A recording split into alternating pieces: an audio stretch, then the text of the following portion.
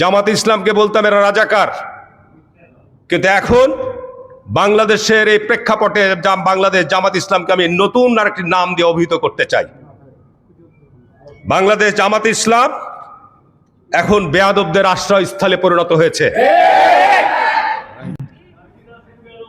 জামাত ইসলাম এখন বেয়াদবদের আশ্রয়স্থল নয়, ইসলাম নাম দিয়ে তারা সারা দেশে ফেসবুকে যে সমস্ত আমরা কর্মকাণ্ড দেখি, এটা আমাদের কাছে অত্যন্ত লজ্জার। ইসলাম আদবের শিক্ষা দেয়। ইসলামের অন্যতম একটি ভিত্তি হচ্ছে আপনার আদব কায়দা শিক্ষা দেওয়া। কি ঠিক না বেঠিক বলছি? আর জামাত ইসলাম আমি বলবো তারা বেয়াদবের তৈরির কারখানা। আপনাদের 11 দলীয় জোটের মধ্যে যারা সদস্যরা রয়েছে তারা এই সমস্ত বেয়াদবি কথাবার্তা বলছেন, তাদেরকে আবার বুকে জড়িয়ে ধরে কলাকলি করছেন।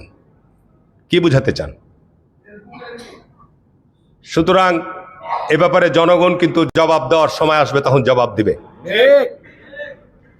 আজকে এনসিপি আলারা মনে করছে যে আমরা উস্কানি দিব আর আমাদেরকে মারছে না কেন, তাহলে তো আমরা ভাইরাল হব।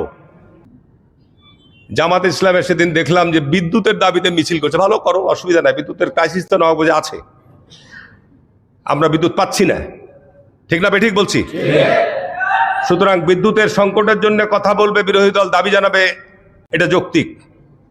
কিন্তু আপনি মিছিল করতে করতে গিয়ে বললেন চাঁপাইনবাবগঞ্জে 2টা জেলা প্রশাসক, জ্ঞানের অভাব, শিক্ষার অভাব। জামাত ইসলামের নেতৃত্বে যারা রয়েছেন তাদের জ্ঞানের এবং শিক্ষার যথেষ্ট অভাব রয়েছে।